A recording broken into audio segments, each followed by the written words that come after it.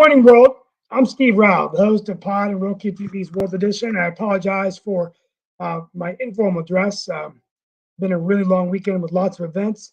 And I welcome you to the show where we talk about global affairs, innovation, a resilient economy in the midst of high interest rates. And of course, a disruptive time in politics in America, which we'll be talking about tomorrow evening on World Politics. But in the middle of two wars, requests by our president from over $100 billion in aid to Ukraine, Israel, addressing issues on the Mexican border, along with the aid to Taiwan. All this going on while we don't have a Speaker of the House. They will be voting again this week. Jim Jordan fell short, and very turbulent times economically in the midst of everything going on. We do know today, as we begin the show, that Israel Defense Forces have said that 222 people are being held hostage by Hamas, more than previously estimated, while America promised a continued flow of aid into the Gaza Strip. Keep in mind that the White House has been working with President Netanyahu, the Prime Minister, and we just don't know what a hardline Israel stance will continue to do. Sergio Massa, the candidate of Argentine's central-left Peronist coalition government, won the most votes in the first round of the presidential election. And Prabowo Subianto, the candidate of Indonesia's ruling party for next year's presidential election, picked Gibran Rabakuming Raka as his running mate. So we don't talk about Indonesia much, haven't talked about Nigeria much. We're going to try to bring back some Nigerian guests. This year we missed Nigerian Independence Day because of my fault. Got busy, but we're going to talk about that. And just a changing world all over the world. Things are just really, really disruptive. And we're going to talk about that today as we get to our last week of October, heading into November. And remember that 1 year from now, we will be getting down to the wire in the presidential race for 2024. Will it be Joe Biden again, victorious to the finish line? Will it be Donald Trump, who's the presumptive Republican nominee? Or will a year from now we be having presidential candidates that we're not even talking about? Which I personally doubt very much as the commentator on the show, but who knows? With that being said, let's get started. I'm going to bring on Mark Lee, our co-producer, and we're going to have an engaging, informative discussion today.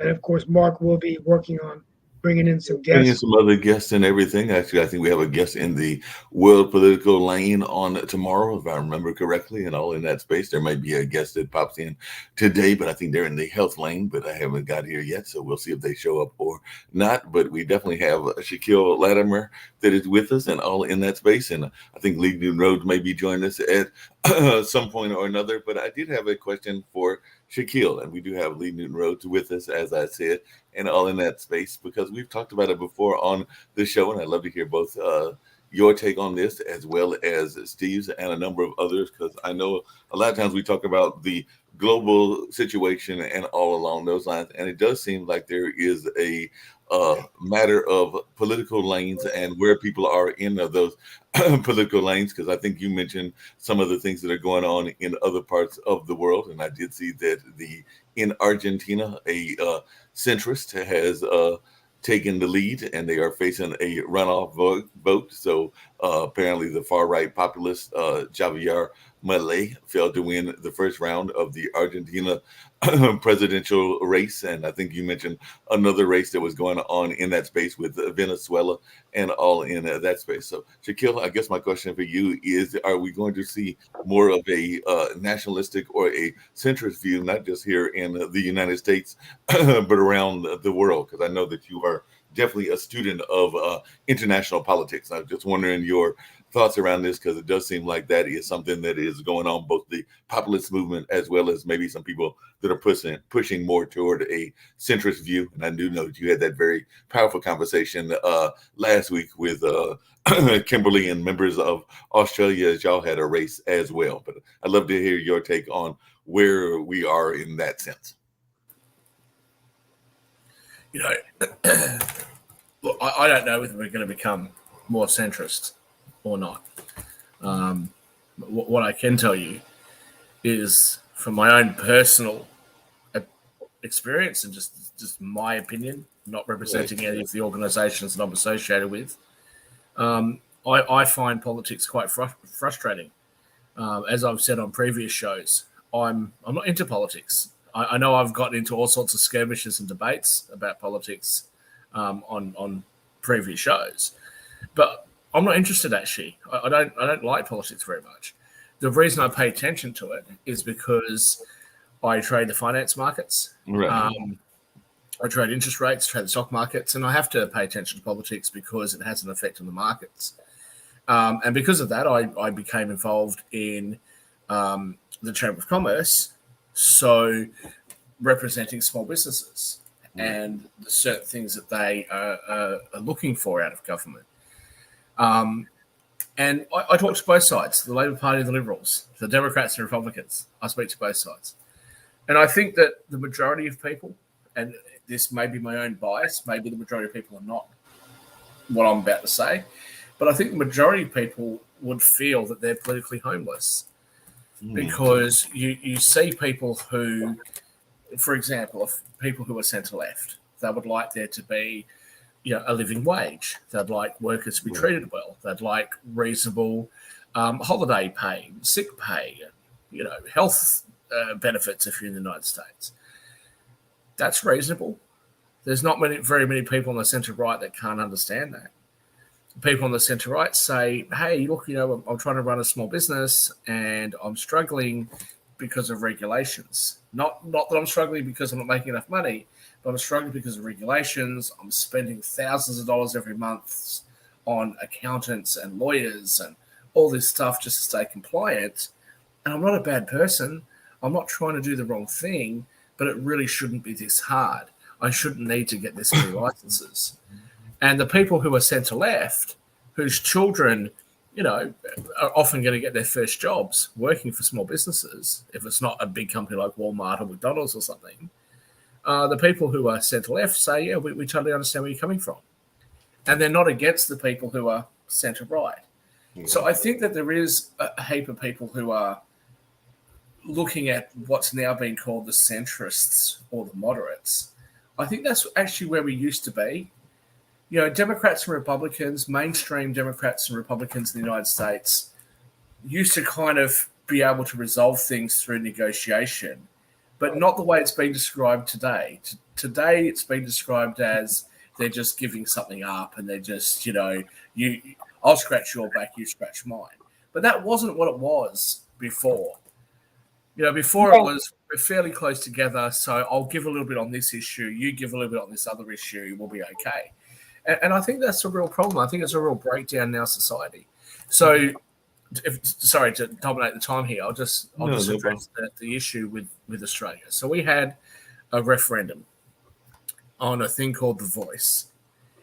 And the left and the right are both arguing different points now that it's over. The no vote was successful. I actually didn't end up voting because I was overseas. I was going to vote, but I didn't realise that the embassy in the country that I'm in was actually closed on the day. It previously indicated that it was open. But regardless, I know how I would have voted, and I'm not going to say how I would have voted. I've deliberately not said how I would have voted. I think most people can guess, and most people will assume how I would have voted, but it's not really relevant. We have an issue in Australia with our Indigenous or First Nations people. We've co-opted that term for the United States and more especially Canada. We have an issue there. It needs to be addressed. The issue isn't and wasn't about whether we should address the issue. The issue was whether what was being proposed was going to actually address the issue. And the way that most people in the country felt about it was that it actually put a particular race of people ahead of other people. It separated us by race. Now, we've had 44 or now 45 referendums in Australia. Only 8 of them have been successful. None of them have been successful without bipartisan support. Right. What was very interesting in Australia, because I think it's a reflection of what's happening in the United States, what was very interesting in Australia is that we saw Canberra, which is our equivalent of Washington, D.C., vote for it, and every other place in the country, every state and every other territory of Australia voted against it. We had over 60% of the population nationally vote against it. And really interestingly, the places that had the highest population of Indigenous people actually had some of the strongest no votes against it. They didn't want it either. So I thought that was very interesting. But who did vote for it? Well, who voted for it, as I said, was the Australian Capital Territory, so the ACT or Canberra, which is our equivalent of Washington, D.C. All of the inner city suburbs of Australia, and that was it. So if you take New South Wales, that's the suburb, that's the state, that Sydney is in. Sydney City voted for it. What used to be conservative areas in North Sydney, which are now what we call teal seats, I won't go into that, voted for it. And that was it. The rest of New South Wales voted against it. If we look at Melbourne, Victoria, inner city Melbourne voted for it. The rest of Victoria voted against it. In Queensland, inner city Brisbane voted for it. The rest of the state voted against it. Almost 70% of the people in Queensland voted against it. And I can go on, but I won't bore you with the rest. Just out of curiosity, I think that shows a real disconnect in politics around the Western world between what people in the inner cities are thinking and wanting and what everybody else wants. And one thing I will say on behalf of the people in the cities, the so-called woke left, is that I don't actually think the so-called wokesters hate the rest of the country. I think that there's just a significant disconnect. I think that they're not seeing each other. They're not understanding each other, and they're not understanding the issues. And I think that we should bridge that gap. I love you've really given a great, I've never heard that word as a commentator, and I'm really going to give you a shout out, the political homeless. I think that was one of the wisest things Shaquille has ever said, because I think as someone that's in politics, I think that's where a lot of people are. They feel homeless. They don't feel represented by their parties. They feel shamed that they're not one side or the other. And, I don't understand it. I mean, even in North Carolina, a majority of the voters are unaffiliated. That's the largest political party. Yet the only ones that can win the nominations are those that are usually from the extreme right or extreme left. Now, and this is, you take it at the state, take it nationally, and, what does this mean for the future of American politics? Are we at a tipping point, right? Or are we going to continue down this mode? We're still 3 votes, no speaker, cannot, the Constitution of the United States, which I read it every night before I go to bed. Article 1 says that you shall have a Congress of the United States. Well, you can't have a Congress without a speaker. And we don't have a Speaker of the House right now, right? I call us, Shaquille, and for those of you, I want to throw this power. Is America a dysfunctional superpower? Right. Can I just say a couple of things? Thank you. The Republicans are not my country, not my monkey, not my circus. However, if I'm invited to make comment on your country's politics, the Republicans have got to be out of their bloody mind carrying on the way they are, because they're in the hot seat to win the presidency, to win the Senate, and to win the House of Representatives, and then they start playing these games. No, this has got to be a big Shaquille along those same lines. One sec. Yeah. This has got to be a huge turnoff for the people. But I just want to come back to the politically homeless issue for a second. So I don't make any secret of the fact that I'm not a fan of the institution of policing. Mm-hmm. I'm also a Republican, not Republican as far as Republican and Democrat in the United States. Republican as in, I don't think that a foreign-born person should be the head of state, symbolically or otherwise, and have veto powers over our parliament in Australia and Canada and even in the UK. Okay, but that's my personal opinion. And when I'm in the UK, especially in London and Mayfair, where I normally hang out, that's a really unpopular opinion. But that's my opinion. Okay, take it or leave it. whatever. It's your opinion, Shaquille, but just really quickly. Just one second, mate, sorry. But what I do find is when it comes to certain issues, like for example, policing, as much as I have some complaints about how policing and the judiciary works, and I've talked about it a lot on the show, in my support for the Innocent Project in the United States, etc., what the left has done is said, okay, we're going to defund police, we're going to have no cash bail, and we're just going to let people roam free. Well, what does the right do? Look at Australia. The right says, well, we're going to create a situation where, for example, in the UK and in New South Wales now, you don't have the right to silence. So in the United States, you can say to a police officer, I'm not going to talk to you. I'm pleading the fifth. I'm pleading the sixth. I want a lawyer. And that's the end of it. You can't do that in Sydney. You can't do that in Australia. You can't do that in Canada. In Canada, you're not entitled to have your lawyer sit with you during a police interview, right?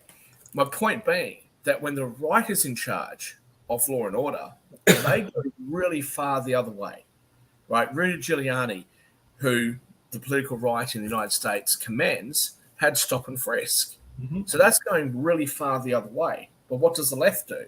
They go really far the other way. And I think that the majority of people aren't supportive of either. There has to be a balance. There needs to be some balance of all the issues and some sort of semblance of normality. And that's what's not happening. And unfortunately, we get really divided. And Jatovi, who's on tonight, as everybody who watches our shows regularly knows, Jatovi and I are at each other all the time. However, on most of the issues, we mostly agree. We disagree on like some things, right? And we harshly and viciously disagree on some things.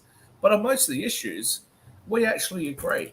And it's because of politics, it's because of how much it's drummed up that people are so divided. And at that, I'll be quiet. No, and Shaquille, one of the questions I was going to ask you, but I would raise it to everybody because I don't know enough about Australian politics to answer this question and everything. But here in the U.S., we've seen a lot of corporate dollars kind of influence the direction of the conversation and all along those lines. So I was wondering, were there any, even on that yes and no vote, were there any major corporations that were throwing their money behind the that particular issue? I think you call it the Voice or something like that. And because I know that here, that's one of the complaints that people have is that a lot of times corporations are putting their money where their mouth is to some degree, but sometimes they might not even be putting their money where their constituents are. We saw that somewhat with Budweiser, and we've seen that with others as well. But I don't know enough about Australian business. You're in the Australian business lane, so did we see a lot of Australians throw their money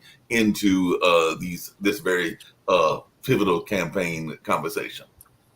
So every major Australian corporation threw its money behind the Yes campaign. Now, Qantas is our biggest airline. They're the equivalent of American Airlines or United Airlines, something like that. They're Australia's biggest airline. We only have two major airlines in Australia. They're the biggest one of them. And what they did was they said, we will fly all Yes campaigners around the country free, but not the No campaigners. So they took a political stance. And again, I personally think that that's wrong. Even if that situation was reversed and they said we will fly all no campaigners around, and we won't fly, and the Yes campaigners have to pay for it. I'm not telling you where I stand on the issue. Even if the situation was reversed, I think that's wrong.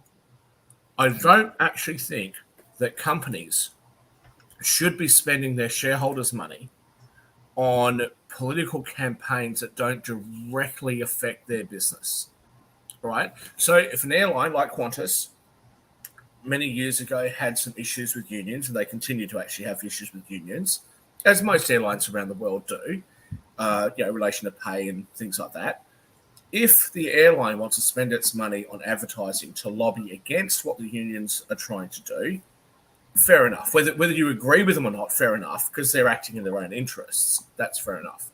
But why do you want to get involved in a political issue? It doesn't make sense. And I think that this causes a lot of damage because people who aren't supportive of the thing that you're going for are going to feel very ostracized, and you shouldn't do that. It's really important you should do that.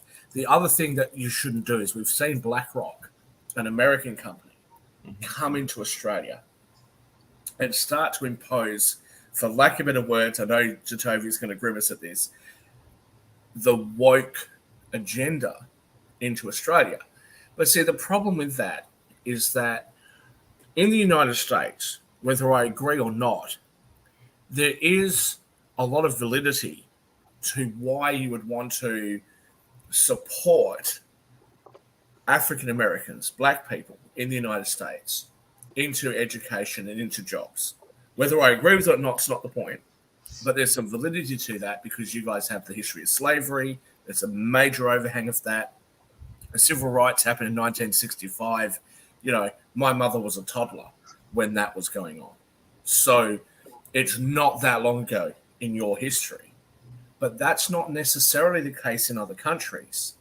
And so when that kind of race-based or skin color-based agenda is pushed on other countries, it can actually have an adverse effect. And New Zealand is a perfect example of that, where they tried to promote the local Maoris. And not only has that party just had one of the worst electoral defeats in Labor Party history, but it wasn't even supported by the Maoris. And it's the same thing with The Voice in Australia. It was heavily supported by inner city, rich, liberal white people, whilst the most prominent campaigners against it were Indigenous campaigners, Senator Jacinta Price and former Senator Warren Mundine. They were the biggest campaigners against it. And all they got was criticism from rich, white, inner-city liberals telling them that they were race traitors. This doesn't work, and this is why people are left. You should kill along those same lines, and I'd love to hear maybe Jatovi's thoughts on this as well, and anybody else that wants to jump in. Jatovia to chime in. Let's get shots at Jatovia. And I was going to throw something to Jatovia and everything, Steve. But one of the things that Shaquille just mentioned, and I've heard this before, I even heard it in the 60s and the 70s when I was definitely a youngster as well, and everything, with this notion of the white liberal and the white liberal having some thoughts around certain issues, whether it's around race or whether it's around criminalization or a number of other things. But one thing that happens in my mind is that there is a double standard. Like I said, we know that drugs is a major problem in society, both in Australia and around the world. But I don't know that it is more prevalent in, say, the inner city than it is in the suburbs and everything. But the suburb kids are maybe able to get away with it a little bit more and everything, and all in that space, because law enforcement may not be looking for, say, the cocaine as much as they're looking for the crack and everything in that space. I'm just using that as a example. So, I mean, that's something I've heard for years, that is definitely a double standard in our judicial system. So, Jatovia, any thoughts around that? Because that is something that I've heard for a number of years. I mean, yes, there's always been a double standard in dealing with the statistics, the history written on it. All, I mean, there's been well documented proof in terms of the systemic racism within our justice system. I mean, we've always pointed out the history around the not only the unfair justice system, and hence just recently, I mean, that's where BLM came out of, was because of the injustices within the justice system, because of the way that the blacks were treated. How cops, the interactions with police officers and the black community was always different than the interactions within other communities. So yeah, I mean, there's still a long battle and a long road that has to be taken, and hence the reason. And yeah, I cringe at the word woke because it has lost its meaning, and people use it just to fit a narrative at this point, and not really an understanding of actually what the term is. The term is just being aware of what's going on. That's it. It's not about, hey, we're going to try and push whatever ideology. It's not that. It's just being aware of what's going on. And that can be, we would want everyone to be quote unquote woke.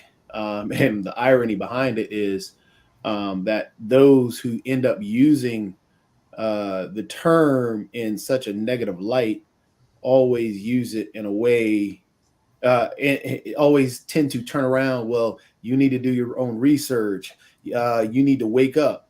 Well, so you want me to be woke. You want me to be aware. So it's just the irony of use of that word. So, Hey, Jacoby, and I'm probably going to shock Shaquille by mentioning this and everything along those lines, but I hear what you're saying, and definitely I can agree with a lot of what you're saying in that sense. But do you think that we sometimes shoot ourselves in the foot when we kind of take a opportunistic view of some of these situations? I think about Al Sharpton and how he jumped into some situations and some press conferences. I'm now hearing that the BLM activist Sean King has been lying about claims that he helped free American hostages in Gaza. So I'm wondering if sometimes the publicity or the chance for publicity doesn't get us into some hot water as well. So I'm not a big fan of opportunistic folks that take those kind of advantages. it does. I mean, just say, if you take, for example, the BLM movement, for example, BLM, I mean, with the protests that took place, people jumped on the riots. Well, you know what the rioters were? The rioters were opportunistic individuals that went in. The looters were the opportunistic individuals that saw the chaos that was being caused by the protests, and then the riots took place, and so the looters went in and stole. They had nothing to do with BLM, but that's what ended up happening.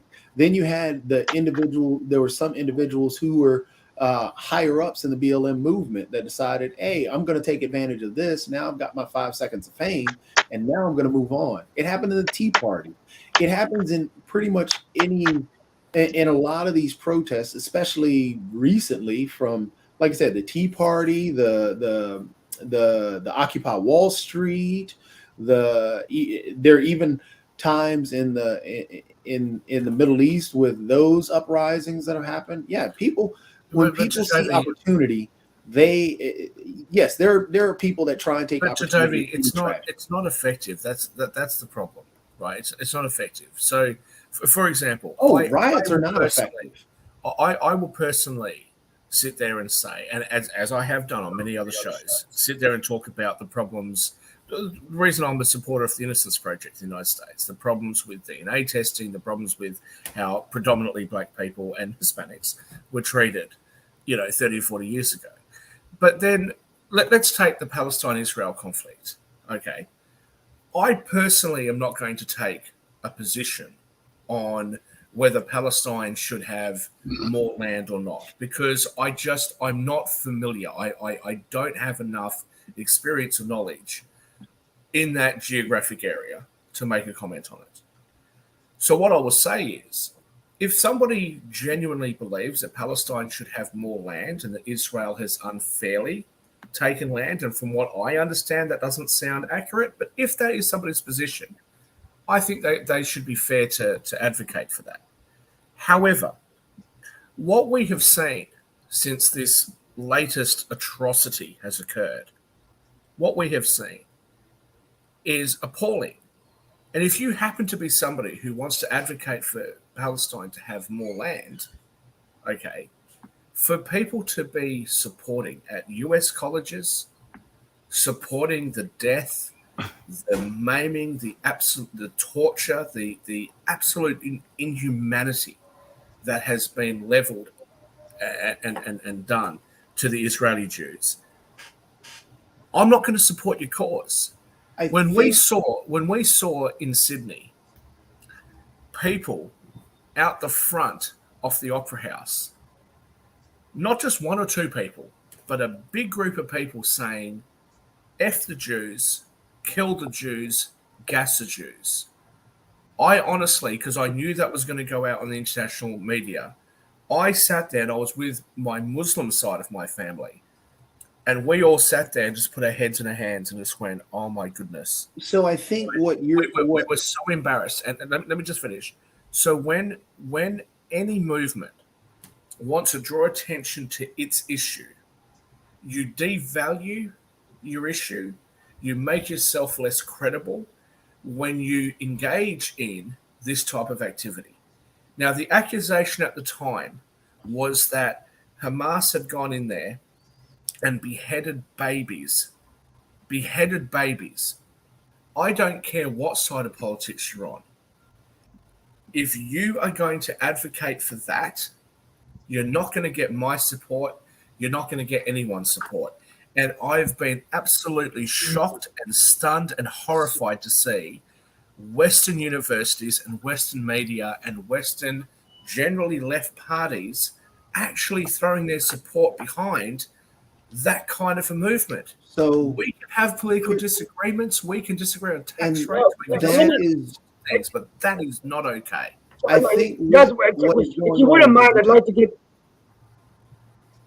What were you saying, Steve?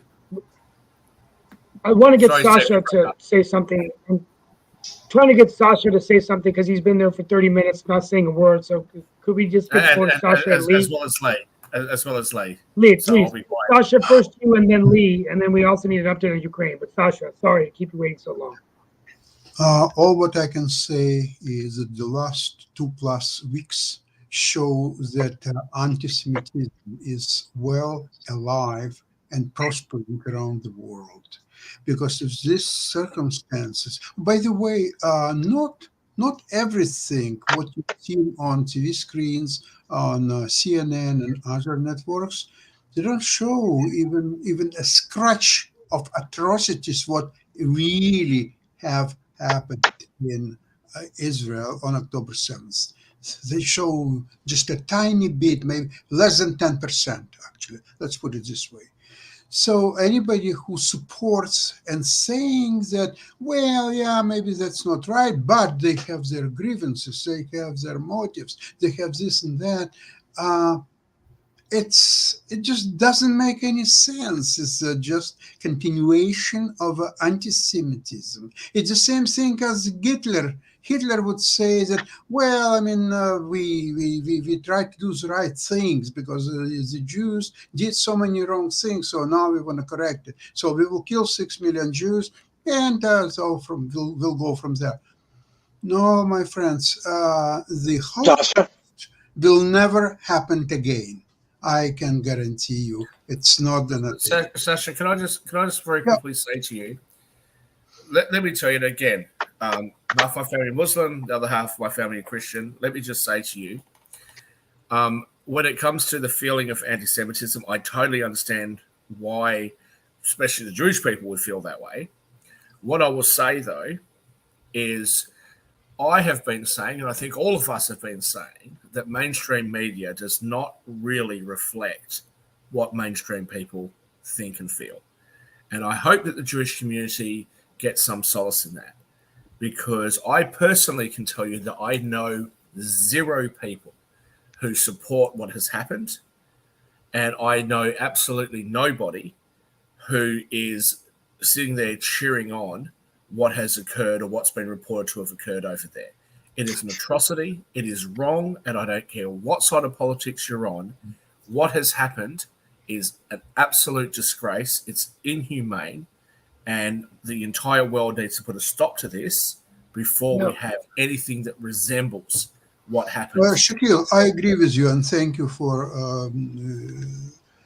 telling me that. The problem is that it's not well-minded people who definitely would not support these atrocities by any stretch. They don't dictate the policy of the media, the social media, the demonstrators in all around the world, if you will, including Sydney, including Toronto, by the way, too. In Toronto, police ask the Jews to stay home as much as they can, not show on the streets. Now, many of my friends, by the way, they're applied for a license to have shotguns and so on, and I'm considering that as well. So you see, it's a very different situation. So these people who are demonstrating and who basically own the narrative of social media everywhere from Facebook to TikTok to just whatever, This is unfortunately what's happening, and mostly their narrative is false. Sometimes it's outright lie. Look at what happened with this hospital, that they claim that Israelis bombed the hospital, killed 800 people or so on. Apparently, it's all true. You know what? It's all true except a couple of things. Number one, it was not a hospital. It was a parking lot near the hospital. Second of all, not 800 people were killed, but probably 80. Number three, it wasn't even an Israel weapon. It was the other terrorist group, Islamic Jihad. We come towards the end of 2023. I'm my heart breaks to see that the world is going down this path. And let me just give you one small bit of hope, though. When Brenda, I'm not going to name him, when that complete asshole from Australia came across to New Zealand and shot and killed 50 or 51, 52, whatever it was, people at the mosque in Christchurch, New Zealand, the next day, or the next time that the people wanted to go to that mosque, there were a bunch of Christians that came to the front of that mosque and stood guard so that the Muslims could come in and worship their God. There was a church in Rome. There was an earthquake and the church was fractured. Muslims from the Middle East, at their own expense, flew over in order to try to help to fix that church. You don't have to be, my point being, you don't have to be of the same religion, but you can call out what's wrong and you can stand for what's right. And unfortunately, those people that will stand for what's right aren't being shown very much in the media. But I hope that the Jewish community knows, deep down knows, that the majority of people are on their side and the majority of people are horrified at what we're seeing. This is a paradox. I agree with everything what you said, but then you turn on the media, including social media, and you see a heavy disbalance in those people who screaming death to Israel and kill all the Jews or so. They are in a huge majority, and those well-minded people that you just described, they're unrepresented anywhere. Sasha, I think Sasha, because those well-minded people don't bother to try to show how well-minded they are in social media. Those well-minded people, like for example myself, I rang every Jewish person that I do know, and I don't know very many in Australia, but I certainly know a lot in Northern America and the United States. I rang every Jewish person that I know and told them, every Jewish family, and told them how I felt and that they had my support. Because I think that means a lot more than putting a little symbol up on my Facebook or putting some sort of thing up on my social media. Thank you. Lee, I was going to let Lee go ahead first. Just real quick, thank you, Toby. One thing to Shaquille, one thing to Sasha. Sasha first. You're comparing what these people did on October 7th to Nazis. In a way, they're worse than Nazis. Nazis did not broadcast what they were doing. If anything, they hid it and denied it. These people were proud. They used GoPros and they filmed it on social media while they were doing it, live streaming. And to Shaquille, I'm not convinced. You're telling me all the people you know condemned what Hamas did. I'm not convinced in the United States, in the House of Congress, if they would take a vote on this, you would get absolutely everybody agreeing that what they did was horrific. I think some people would justify it or say present or just wouldn't vote, which is pathetic. No, Lee, I agree with you, and that's something actually that we're battling with in Australia, is that we have seen politicians, not only have politicians come out in support of Hamas, but we've actually seen some politicians in Australia and New Zealand, but I'm not going to bring New Zealand into it, I'll just talk about my own country. We have seen politicians actually move a motion in the Parliament, in the House of Representatives, in support of Hamas. Now, it was defeated, but it's not the point. It's not the point, and that's why I sort of gave that preamble. Even if you believed, I don't believe this, but I'm just trying to give credit to the other side. Even if you believed that Israel has taken too much land, and more land and more rights should be given to the Palestinians. Even if that was your belief, that's a political argument. We can have that argument. We can have that debate. And even after all these decades of not being able to resolve it, maybe we can work something out. But for this level of violence to be shown to the Jewish people is disgraceful. And we have to be honest about the issue. Okay. So, the issue is that Israel has, for the entirety of its modern history, offered land for peace, has offered every single concession it can offer for peace, and it's been turned down. Now, I do in my heart believe Shaquille, not only has it been turned down, but no counter offer, may I add, by Camp David. Exactly. And I do in my heart. Let me jump in real quick. Let me just finish this point. I do feel very, very sorry for the innocent Palestinian children that are just born into it. I do feel sorry for them. But at the end of the day, you cannot have a position where you say, we don't recognize Israel, we will not negotiate with Israel, and we want death to all Israelis and all Jews. And we will not move from that point. You can't negotiate from that starting point. And this has been going on for decades with the support of the Middle East. Shaquille, I would like the to. Middle Eastern countries that I was just going to jump in. don't give a shit about. Hold on a second, Just a second. And just last point. Why does Yasser Arafat? How is he a billionaire when he dies, and his children are worth hundreds of millions of dollars, and the everyday Palestinian doesn't have 10 cents to rub together? How does that happen? Shaquille, Yasser Arafat is one of the most successful freedom fighters in the world. $2 billion plus. That's by far he's the most successful. Well, he won a lot of freedom for himself, didn't he? So yeah, but that's not what I want to just want to jump in. This is where a lot. Let me just complete what just Shaquille said. There were two cases, though, that there was agreement that lasts now for well over 50 years. One is Egypt. Another one is Jordan. Egypt lost Yom Kippur War in 73. Sadat came over to Jerusalem to meet Golda. And he said, yes, Israel is there to stay. I recognize State of Israel 100%.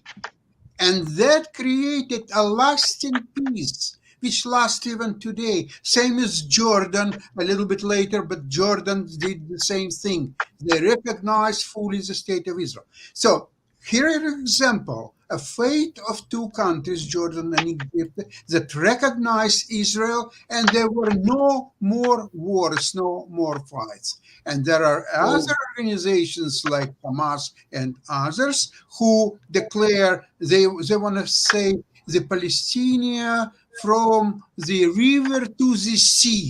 River is the Jordan, the sea is the Mediterranean Sea. So there is a Palestinian state and nothing else, no Israeli state, nothing.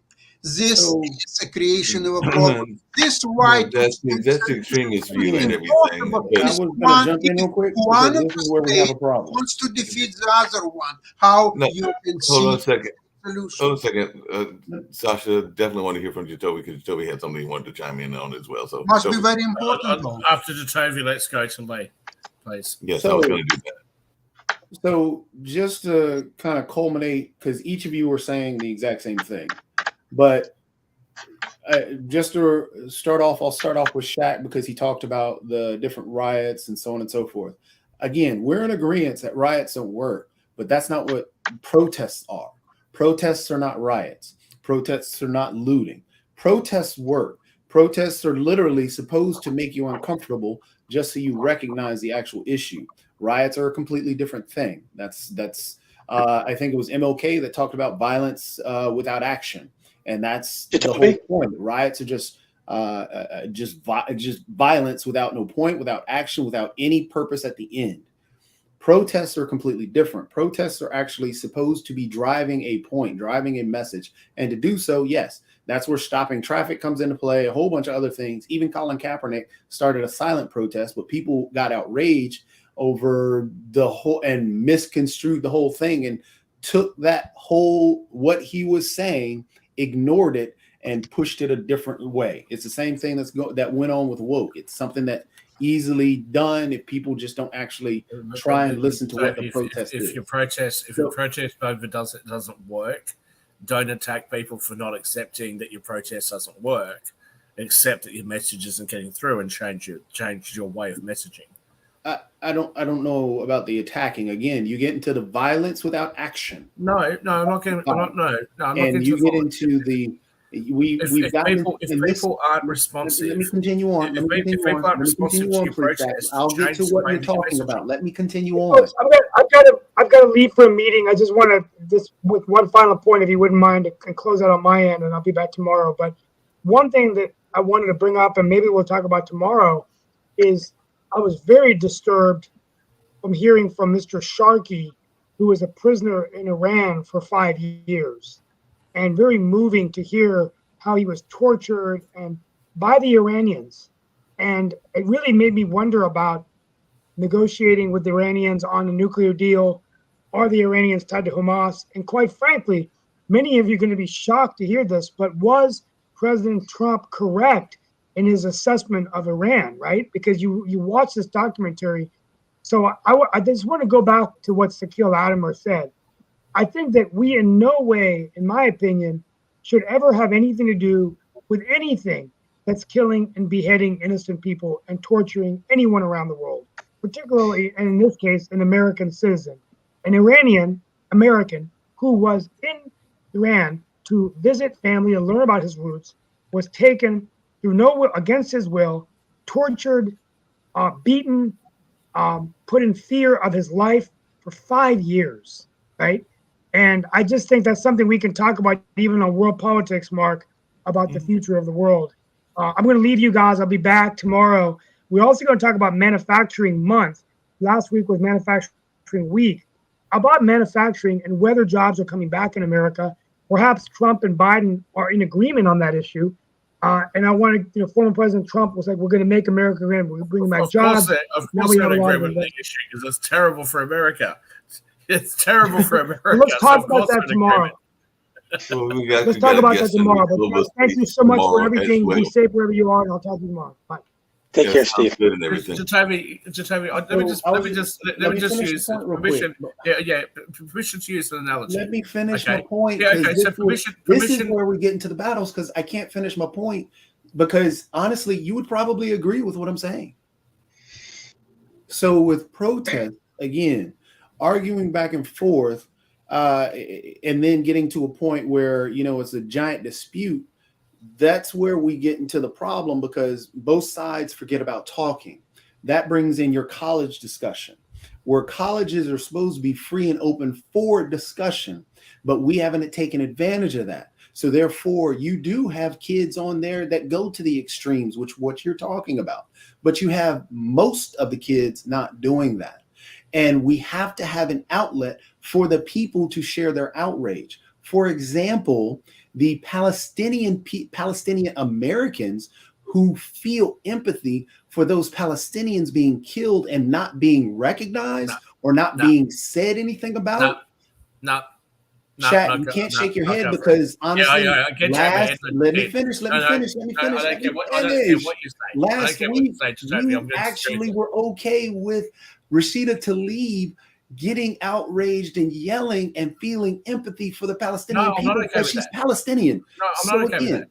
No, I'm not okay with that. You literally said that last show. That's not what I said last show at all. Don't mischaracterize what I said at all. That's not what I said at all last show. So again, I'll finish my point, then you can dispute and go on this tirade against me because that's what you do. I'm not going to go on a tirade against you.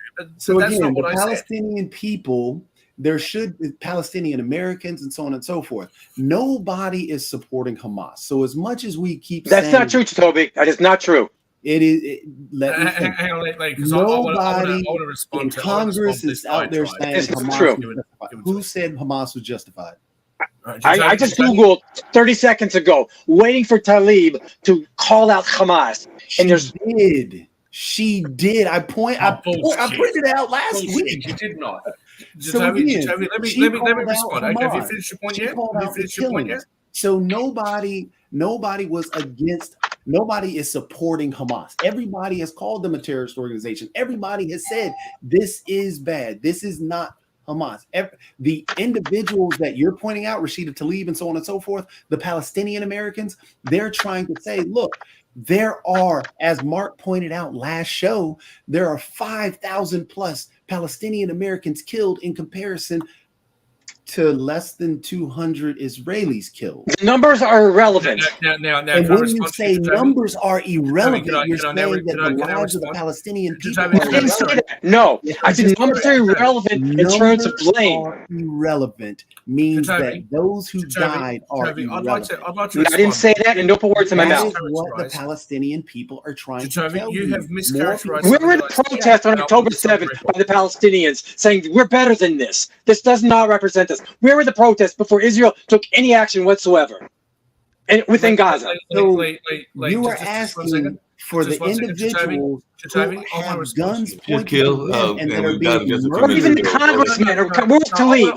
Where's Talib on October 7th? They have talked about the Palestinian people and the struggles of the Palestinian people. That is what they have complained about, and nobody has listened. And then when people sit there and jump down their throats for saying the Palestinian people are being Jacoby, within Talib's district now, this lady, this Jewish lady, was stabbed to death on Saturday. I'm waiting for her to call it out and come to the family funeral. I'm sure she probably will. But again, also there was a 6-year-old Palestinian boy who was also killed. So and everyone with a good conscience called that out. Everyone with a good conscience called that out. That's disgusting. You cannot just not acceptable. Ignore. So that is the problem that the Palestinian people are protesting. No. I'd like to say something, Jacoby. I'd like to say something. Lately, if you just give me a second, I want to say something. Because, Jacoby, you have completely mischaracterized and misquoted something that I said, and I'm going to repeat what I said previously because I want it on the record. Okay? I never, ever supported what has happened in what the Palestinians, what Hamas has done in Israel. Nobody says you never. I never supported that. Nobody says my previous comment about Tlaib Shabbat. What I had said, Rashida Tlaib, what I said was, and this was prior to her jumping on a stage and doing her, fake crying support for Palestine. What I said was, why are you saying she's what I said was, Jacoby, what I said was that when Fox News, straight after this had occurred, put a camera and a microphone in her face and asked her for a comment, and she didn't give a comment, she just walked past them and jumped in the elevator without making a comment, and they were giving her a hard time on Fox News and other right-wing media. I said I thought that was a little bit unfair because she's Palestinian. She doesn't know all the information at that particular point, and probably she just wanted to not say anything until she knew more about it. And I thought the way that they had depicted her was unfair. At that particular moment, she hadn't said a word about it. And they were having a go at somebody who was the only, or is the only, Palestinian American who sits in Congress. And I thought that was a cheap shot by conservative and right-wing media. That's what I said. What she has said since then, I absolutely denounce. Absolutely, unequivocally denounce.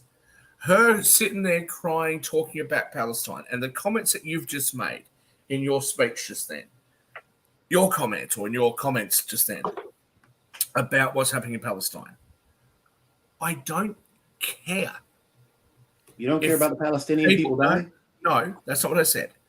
I don't care if people believe that Palestine should have more land or that Palestine have been treated unfairly by Israel. If that's their belief, they are free to advocate that belief. But you do not advocate for that belief by inflicting, by parasailing in to a music festival. Nobody condoned that. So you jump into that already the problem. No one condoned that, Shaq. That's not how you Nobody prove, condoned that is not how you prove your point, Jacoby. Nobody condoned that. In the Now same you're way, saying, are you Jacoby, saying that the Palestinian in the people are the same way- ones that committed in that the crime? same way, Jacoby. Are you in the saying the same way- Palestinian people are the ones that committed that crime? They're the ones that voted them in. But So in the now you're same saying way- that the in same Palestinian way, people are Jacoby, domestic terrorists or terrorist Jacoby, organizations? Jacoby, Are you Jacoby, saying that the Palestinian people are a terrorist I'm gonna- organization? if you No, stop you don't asking go the that same far. question over and Don't over, just say some in the same way, Palestinian Jacoby, in the You same say way, Hamas when- did that. You don't say in the same way, Palestinian people Jacoby, did that. did you want me to answer or not? In the same way that when people who support people of color, apparently people who support me, right, sit there and enact violence against war vets, okay, I don't think that helps.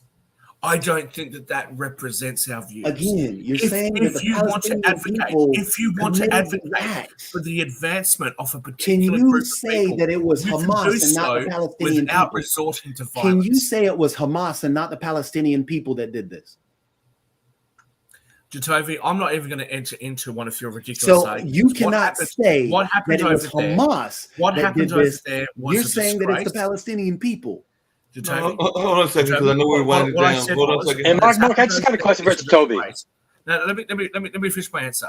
Jatovi, what has happened over there is an absolute disgrace. Exactly. And I'm not, It's the- and it's I'm the not even, atrocity I'm that not even Hamas going to. committed. Let me finish my answer. I'm not even going to enter into some sort of debate with you about it because you are so can't you are even so say that progressive. Hamas did it. You are so progressive and so fucked in No, the head I'm that asking you will you support to anything to that progressives delineate put between forward. Hamas and the And so Palestinian because people. your and side you of can't even do politics, that. because your side of How politics sad will is sit it? there And you, and how turn a sad is it blind that you eye. can't even? And that's part of the problem. You yeah, won't- and that's yeah. where you're talking about the protests and the riots. They're separate. No, we're talking about The Israel. Palestinian people and we're talking about Hamas. Israel. Separate. We're talking about If Israel you and the Jewish cannot do people and the that, then you're part disgusting of the thing that's problem. just been Yes, been it put is on. sad what happened to the Israeli people. It is sad No, what it's is not going sad. on with the No, Jewish no, people. it's not I sad. can say No, that. it's not sad. I can It's not say sad. that It's it a wasn't fucking all disgrace. the And you Jewish can't call people it that. or all Something the wrong with it. Israelis that went in that have been going back and forth with the Palestinian people and in Gaza Strip. I can say all this. My thing is about the humanity of the whole thing and not dealing with this whole, hey, I'm going to pick and choose sides. No, the Palestinian death is just as sad as an Israeli death to me. And that's the way it should be. And we should be focused on trying to support the people that are there, Israeli and the Palestinian people. As Lee pointed out, it's hard. Lee wanted to ask me earlier, why didn't the Palestinian people uprise? But because it's hard when the group in power murders everybody around you. And so what are you going to do? What are you going to do? So again, the Palestinian people. We got. Let me respond to you. Let me respond to you. Let me respond to you. Let me respond to you. With all due respect to you, Toby, let me just finish my response before you jump in. With all due respect to you, how the hell would you know? You were an American sitting there in the luxury of America. You are Australian, so please don't play that card. Yes, I am Australian. That's right. I am Australian and British and British. Okay. And I've traveled to a lot more countries than you have. Oh, so great. how the hell would you know? Because you were trying to compare what happened in Palestine do you know and what Israel. I know? So let's You were cut that trying to already. compare what happened in Gaza Strip to your experiences as an American. Okay, No, I'm not I don't comparing it need to to be that. Jewish. You I don't tried need to to be compare it to Muslim. that. I don't You need to be tried to do Palestinian. all I don't this- need to be Oh, Israeli. how do you to say know? that what That's just the problem, happened? Shaq. What has just cannot happened do is how a you know fucking if disgrace. you're And not if there you as well. can't see that, my Do friend, you realize Shaquille I can't have see come that. there. Shaquille You're beyond and redemption. Jatovi. hold on. Everybody has said that it was a disgrace, including Jacoby and everything. So I haven't heard anybody say that it was something that was a good action or that it was a positive action anywhere on this. Mark, in fairness to Jacoby's point, we got to get ready to go to Economics Monday. I was going to bring up just really quickly, and we can talk about this. I think we have a guest. Well, hang on. What positive point do the Palestinians have? I'm really curious about that. When you say, there wasn't a negative or a positive point, what positive point did Hamas have? I didn't say that Hamas had a positive point. Hamas had a positive I point. didn't say Hamas had a positive point. Nowhere in that conversation did I say that. You bring a false equivalency when you talk about what's happened to the Palestinians. That's what you've done, and you try to compare it to your own domestic race-based politics. And it's a ridiculous argument. It's a ridiculous argument. It's a ridiculous argument. And personally, I hope that in your dying breaths in 50 years from now, when you're gasping down your dying breaths, that you're ashamed of what you actually said. Just to your point real quickly, in terms of you said you don't know anyone there's those that are condemning it, which is a lot of people. You don't know anyone who's commending it. If you're not condemning it, by your silence, you're acquiescing that it was good. So you have to call out evil for what it is. We got to wrap up. But Lee, one thing I was going to ask, and I don't know if y'all have been watching this, but there has been a number of Jewish voices for the Palestinians that have actually been protesting, including in Congress, and they've actually been supporting the Palestinian movement. There's been a whole Mark. A lot of people feel for the Palestinian people. I feel horrible for the way they're treated by Hamas and by the PA and what's going on there. The civilians there, the innocent civilians, I feel horrible for them. And every death of theirs is horrible and brutal, and it shouldn't happen. But unfortunately, right now, I was going to get to, and maybe we could get to the media on the media show. But I do sometimes think that there is, y'all were talking about paradoxes. There is another paradox that is existent as well, and maybe we can get to it on the media show. Because if you study the civil rights, and I definitely study civil rights, I know that Jacoby did to some degree as well, and everything. Then one of the complaints about media, and I mean the overall arching part of media, was that it had a very heavy Jewish influence, whether that was Hollywood or whether that was the news stations and a number of other things. So is there some complicity by our media in the way that they are doing the coverage? Because that has always been something that has been perceived ever since the 60s and the 70s, and that is still out there, that there is a very heavy Jewish influence within our media. So is there some complicity in the way that they're doing that? There's a very heavy liberal leftist leaning into it, that you would go and you would take the word of a terrorist organization before you even know the facts. So I think, how is that happening? This is where the fog of war, the confusion, everybody irate and button heads gets into play, and we don't. This is why you shouldn't take anyone's word for it. Just take the facts. And this is where I think we butt heads and run into problems, which I wish we would listen and go for the empathetic route more so than the hey. Jacoby, just real quickly, when you're talking about the empathetic route, I'm on board with you 100%. I really want to give you a big hug. I really do. What I would like to see is Rashida Tlaib, say, reach out with an olive branch. I don't see her doing that. I would love her to do that. So I think her first quote was, "I grieve the Palestinian and Israeli lives lost yesterday, today, and every day. I am determined as ever to fight for a just future where everyone can live in peace." So why doesn't she sit down and break bread with a Chuck Schumer from her own party? Lee, this is where I think a lot of the "they must do it my way or I won't accept it" goes, and this is what I wish we would get just out talking to each other. I don't see even within the Democratic Party talking to each other. For example, Rashida Tlaib has condemned violence. Rashida Tlaib has asked for peace. Rashida Tlaib has fought for her people, the Palestinian people. She shows more empathy towards there. But people want her to say it a particular way. The Palestinian people in the U.S., there's not a majority. So she has to say it a particular way. She's an American Congresswoman, is she not? Yes, she's an American Congresswoman. Right. So we have Americans who are captive now, right? Lee, that's my point. She's an American Congresswoman, so she has to say what exactly? She has people, Americans who are hostages. Hold on. She should say, release the hostages. Release the hostages. What am I missing? what I'm asking you is my point. We want her to say things a particular way. We do not all deal with grief, anger, love, any emotion in the same fashion. We don't. But we are asking her to say it in a way that appeases us. Forget about saying, do it. We'll advocate for the hostages, period.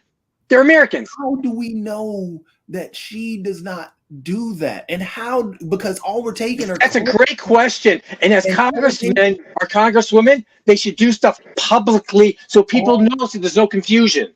But the stuff that she's done publicly has been taken the wrong way.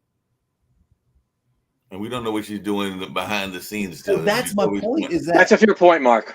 that's exactly my point, is that we jump on these people and want them to say it and don't want them to say it a particular way and don't empathize with what's going on in their lives. And this is a problem within, our society today. We don't know if the person walking down the street that we just passed by just had a death in the family. We don't. I hear your point, but there's an expression in English. If you can't stand the heat, get out of the kitchen. If you're in politics, you have an obligation to make it public. But you have an obligation to make it public, but you have an obligation to at least be alive and be present. And with the toxic nature of media these days, I don't know that you have necessarily an obligation to make it public these days, because a lot of times things can be, as Joey just said, misconstrued, misinterpreted, and a number of other things. And there's a lot of silos out there, like conservative silos. No, Mark, that's all valid, which is why I suggested she should sit down with someone like a Chuck Schumer, even for her home party, who are in this particular issue. I think we don't know that she has it. We don't know that she has it. he hasn't done it publicly. Check this out. Remember way back when the infamous thing that the right wing took to the nth degree was Barack Obama having a beer summit? Wasn't that what we're asking her to do with Chuck Schumer? And now do you think that— I think that's a great thing. I think that I told you last week. That's one thing about Obama that I liked. Hold on. How much of a bad thing did that play in the press at the time? Well, but next thing he made a stupid comment though about the police acting stupidly or whatever, which he shouldn't have done. No, but it's true. Why can't you be honest? He didn't have all the facts, but the idea of them calling people to sit down together is admirable.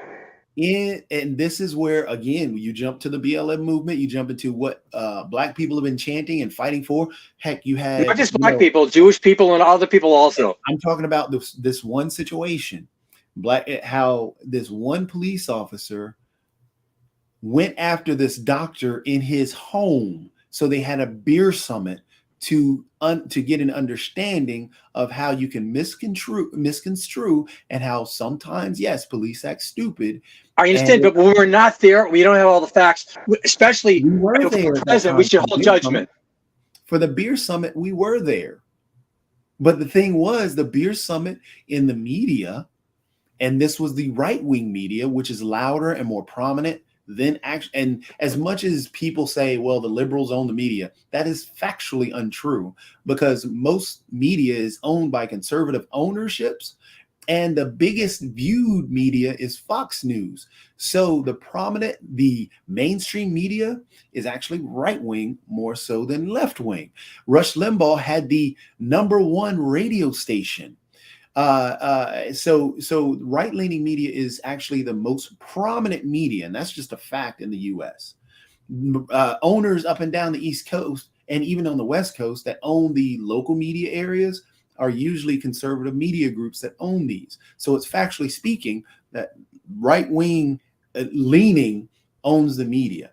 But what played with the beer summit after it was exactly what you're asking Rashida Tlaib and Chuck Schumer to do, it played as a negative thing. Barack Obama couldn't even wear a tan suit. And guess what? He couldn't wear jeans. If you look at everything that Biden is doing, he's being drugged in the media for his age. Trump is roughly the same age. He's being drugged in the media for falling. Trump fell. Tommy Tuberville fell. All these other, Mitch McConnell fell. All these other individuals fell. If you look at Nancy Pelosi, her husband was abused, was attacked physically. in the right-wing media, and actually the majority of the media, it didn't really get the play or the sympathy for Nancy Pelosi because the right hates Nancy Pelosi. So therefore, the media slanted that story to make it where, oh, well, it happened. And it wasn't a sad, disturbing thing that happened.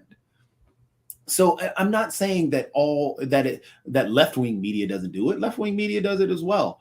But the far left, not the major middle ground that holds most of the media, does it on the right wing. It's the same thing with power. When we get into the, oh, well, both sides are equal. Well, there is no Marjorie Taylor Greene equal on the left wing. There is no Lauren Boebert equal on the left wing. I mean, Rashida Tlaib is Palestinian. What is her big extreme? She wants a two-state solution for the Palestinian people in Israel. That's the furthest thing you can go from left wing, but that's been the whole thing for the U.S. for a while. That's what they've stood for. She wants peace in the Middle East, just like everybody else wants. Her big extreme position, oh, the Green New Deal. Well, most within the Green New Deal, if you take out the terminology or take out that buzzword, everybody wants what's on the inside of that, or the majority of the people want with it. They've done the stats on it, the polls on it, the different things and pieces that are in there. But we get sold on these buzzwords from the media, and it takes it out from there because it's these things sell. So again, to get back to the Rashida Tlaib and the Chuck Schumer, we wanted her to say it a particular way. The media played it as what Mark said got ignored. That was what she said, and that was condemning all this stuff. She didn't say it strong enough. Well, she said it. I mean, dear Lord, she said it her way. Let's allow her to speak her words, and let's listen to those words and then discuss from there, and not just, hey, let's fight because she didn't say it away. So now you got to walk on eggshells. If one of those breaks, I hate you for life. And that's the way we're treating Rashida Tlaib. That's the way we're treating AOC and the others that are there. And that's what gets played in the media. And that's what gets put out there. Oh, they didn't say it this way, so we got to hate them this way. That's not right. We have to be agitated at what's really bad.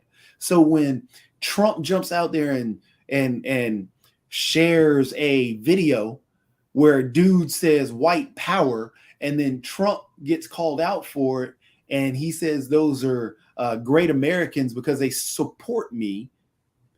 They're yelling white power. We should be upset at the president of the United States sharing white supremacist material. That's something to be agitated about and upset about, not Rashida Tlaib saying, I want peace, or, I have empathy and I have sympathy for my Palestinian people and the Israelis who are being killed and murdered here. We shouldn't be mad at that. We should be okay with that. But no. I just want to make one comment. First of all, thank you for sharing your views. We have to continue to another show. Last week in New York City in Times Square, there was a rally to bring the hostages home. Among the people that spoke was New York City Mayor Adams. If you haven't seen his speech, you need to see it. It's an amazing speech. I don't know who wrote it. I don't know if he wrote it. It's amazing. His words, and from his heart. You have to see his speech. And it's worthwhile to play on the show if you can. Yeah, maybe we'll get down. I know we got a guest, I think, tomorrow that's in this political lane. Regardless of what you think of Mayor Adams. We'll do it either tomorrow or on Wednesday or Thursday, because I got to remember when that guest is coming in. But I also saw that it was very moving, and I only saw that part of what President Biden said, because he was definitely condemning both the anti-Semitic views, but he was also pushing back against some of the anti-Muslim views that have also been put out there as well. So he did that in his fireside chat that he was doing. It was interesting when Sasha said that the Jews in Canada are being told to stay home, but the Muslims aren't. Like, where's the imbalance there? There's an imbalance there, and I know he's brought up the way the synagogues are threatened, but I would argue that they're probably even here in Durham, because I want to say that we've got 3 mosques that I'm aware of and everything. It might be more, and I'm imagining that they are probably on high alert as well because of some of these attacks that are going on and everything. So I imagine that they're on high alert. I meant to ask, because when I go to work at my cultural center, there's a brother, a Muslim brother that sells the oils and everything. And I meant to ask him his views, and I may do that at some point this evening if he's still there and everything. But I imagine that they are on high alert just like the synagogues are. Yeah. To be continued. Yeah, we're in a sad state right now, and this is why I just want us to talk. I mean, just go back and forth, just discuss. Like, Lee, this is, again, I love talking to you. We have completely different positions on a lot of stuff. Not on everything, but a lot, but not on everything. But we talk. Yeah, but we talk, and that's what it's supposed to be. This right. I think most hate in this world is because people just don't talk and they misunderstand. It's about misunderstanding, and I definitely agree with you on that. Ignorance brings bigotry, ignorance brings racism, and that's what it is. If we are ignorant of each other, then at some point I'm gonna see you, I'm gonna imagine you in this dark room, and I'm gonna run from you. And that's not the way it's supposed to be. Yeah, not at all. Able to say, hey, what's up, Lee? Come on to Thanksgiving. Let's hang out. Well, we just had an invitation from Jacoby to leave for Thanksgiving dinner. We'll see if he got it done for Thanksgiving dinner and all on those lines. So on that note, we're going to get on out of here. You guys have a good day. Economics Monday, and we've got other shows going on. I did put the link in the chat if folks want to jump on over there. Take care. God bless you.